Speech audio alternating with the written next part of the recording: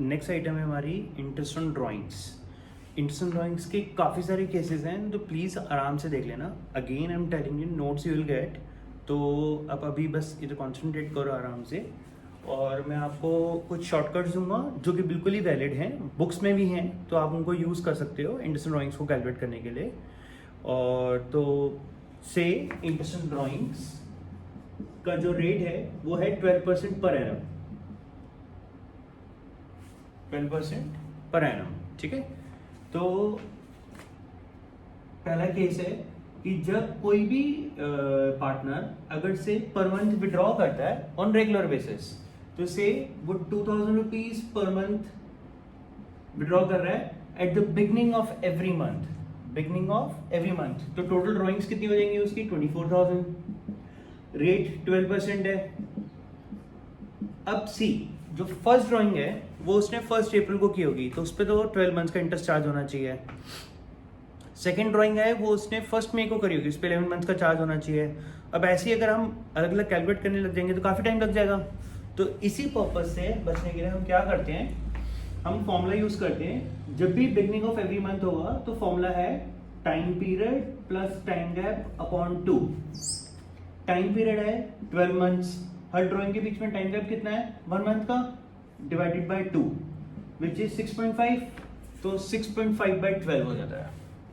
तो beginning of every month में हमेशा पहले तो आपको ध्यान रखना है कि टोटल ड्राइंग्स कैलकुलेट करनी है पूरे साल की कितनी है, फिर रेट से मल्टीप्लाई करना है। अब कितने मंथ्स की एवरेज लेनी है उसका फॉर्मूला है time period plus time gap upon 2। Same way अगर से वो beginning sorry middle of every month withdraw कर रहा है, टोटल ड्राइंग्स 24,000 रहेंगी,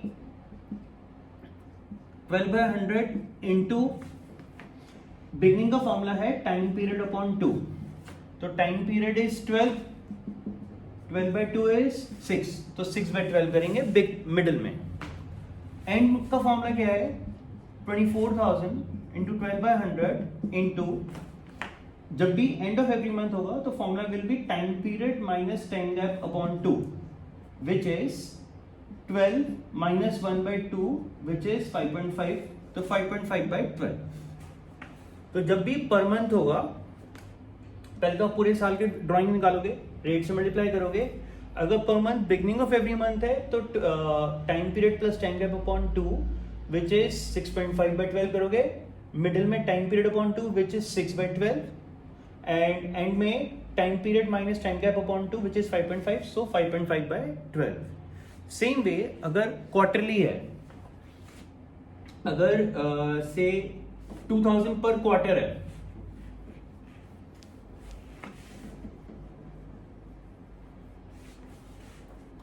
अगर 2000 पर क्वार्टर है तो बिगनिंग का कैसे निकालेंगे? सबसे पहले तो टोटल ड्राइंग्स 8000 हो गई, 2000 into 4 into rate is 12%, 12/100 time period plus time gap upon 2। मैंने बताया बिगनिंग का फॉर्मूला है, टाइम पीरियड 12 है, हर ड्राइंग के बीच में टाइम गैप कितना है? 3 मंथ्स का, विच इज 7.5, तो 7.5/12। मिडिल में 8000 into 2 into 12/100 into time period upon 2 which is 12/2 which is 6, तो 6/12।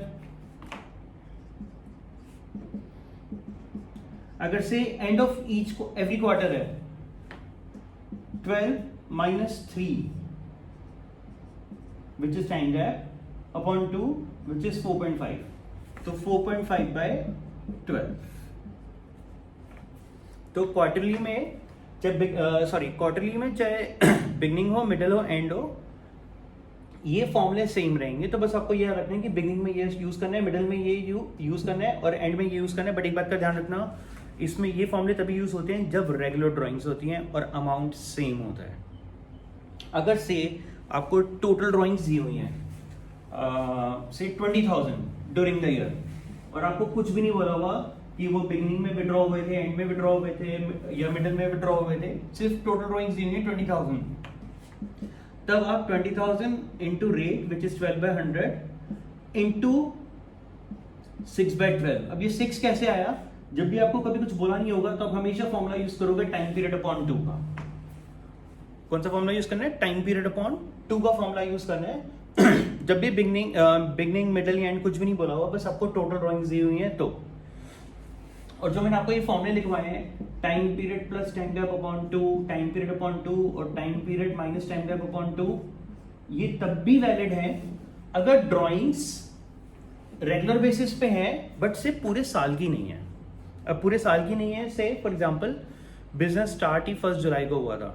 अब 1 जुलाई को अगर बिजनेस स्टार्ट हुआ तो ऑब्वियसली वो जुलाई के मंथ से ही विड्रॉ कर सकता है, उससे पहले वाले मंथ्स में तो विड्रॉ कर नहीं सकते, वो पार्टनर ही नहीं थे। तो से पार्टनर ए 2000 पर मंथ ही विड्रॉ करता था एंड से बिगनिंग ऑफ एवरी मंथ था एंड बिजनेस स्टार्ट हुआ 1 जुलाई को। अब 1 जुलाई से 31 मार्च तक 9 मंथ्स होते हैं, तो अगर ड्राइंग्स 2000 पर मंथ है तो 9 मंथ्स की 18,000 हो गई इनटू रेट विच इज 12/100,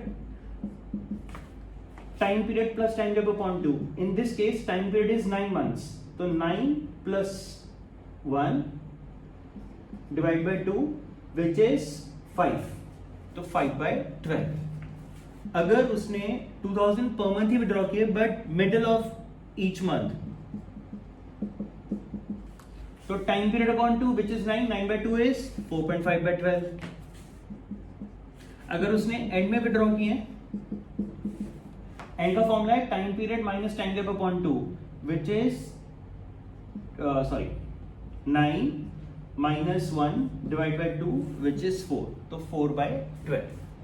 तो हमेशा ध्यान रखना है आप लोगों को कि जब भी ड्राइंग्स होंगी, अगर पर मंथ हो रही हैं या पर क्वार्टर हो रहा है, रेगुलर ड्राइंग्स हैं, तब हमेशा ये वाले फॉर्मूले यूज होंगे। लेकिन जरूरत नहीं है हर पार्टनर जो भी पार्टनर है वो रेगुलर ही विड्रॉ करे, ऐसा कुछ कंपलसरी तो होता नहीं है। तो से वो अनइवन ड्राइंग्स करता है। अनइवन ड्राइंग से मेरा मतलब है कि वो कभी किसी डेट को कुछ अमाउंट विड्रॉ कर रहा है, कभी किसी डेट को कुछ विड्रॉ कर रहा है, तो तब क्या करना है आपको, तब ये फॉर्मूले यूज नहीं करते, तब हम प्रोडक्ट टेबल यूज करते हैं।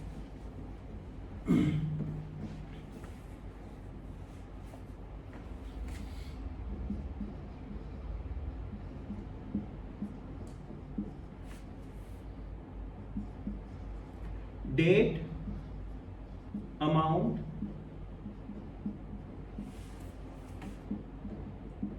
Month remaining, product. से 1 मई को उसने 2000 रुपीज विड्रॉ किए, फिर 1 नवंबर को उसने 3000 विड्रॉ किए, फिर 31 जनवरी को उसने 2019 कर लेते हैं, ये 2018 है, 2018 है। ये मैं आपको ईयर मेंशन कर रहा हूँ, आपको ईयर मेंशन करने की जरूरत नहीं है, मैं आपके पास रेफरेंस के लिए बता रहा हूँ आपको। और से उसने अगेन 2000 रुपये विड्रॉ किए। मंथ रिमेनिंग, 31 मार्च से कितने मंथ्स पहले उसने अमाउंट विड्रॉ करी थी, 1 में है विच इज 11 मंथ्स। इसने 1 नवंबर को विड्रॉ किया विच इज 5 मंथ्स। 31 जनवरी तो फेब और मार्च 2 मंथ्स, इनको आप मल्टीप्लाई कर लो, this is 4000, this is 15,000 and this is 22,000. So the total is 41,000. तो इंटरेस्ट ड्राइंग्स अब कैसे कैलकुलेट करना है, 41,000 into rate which is 12/100 into 1/12। हमेशा प्रोडक्ट टेबल में हम 1 मंथ की एवरेज लेंगे और हम 1/12 करेंगे। इसकी मैं आपको डेरिवेशन दे देता हूँ, बट आपको डेरिवेशन कभी यूज नहीं करनी है, अब हमेशा यही मेथड यूज करोगे। एक चीज हमेशा ध्यान रखना, अगर 31 मार्च को ड्राइंग होती है तो उस पर इंटरेस्ट चार्ज नहीं होता है। 31 मार्च से जितने मंथ्स पहले ड्राइंग होती है उतने मंथ्स का ही हम इंटरेस्ट चार्ज करते हैं। तो उसी बेसिस पे ये प्रोडक्ट टेबल बना है, मैं आपको दिखा देता हूँ कैलकुलेशन करके। आपने देखा जो पहली ड्राइंग हुई थी 2000 रुपये की, उस पर रेट कितना 12% है। उससे 31 मार्च से कितने मंथ्स पहले करी थी, 11 मंथ्स, तो ऑब्वियसली इस पे 11 मंथ्स का इंटरेस्ट चार्ज होगा। जो सेकंड ड्राइंग थी 3000 रुपीज की, रेट 12% ही था, बट उसने ये 5 मंथ्स पहले विड्रॉ किया था। और जो लास्ट ड्राइंग हुई थी 2000 रुपीज की, उस पर भी 12% इंटरेस्ट चार्ज होना था, बट 2 मंथ्स का। अब आप देखो हम इसमें से क्या क्या कॉमन ले सकते हैं।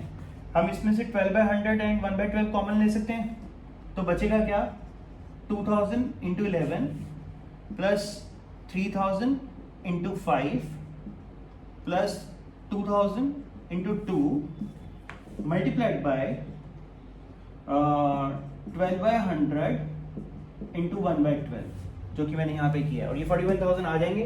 2000 into 11 plus 3000 into 5 plus 2000 into 2 which is right from here.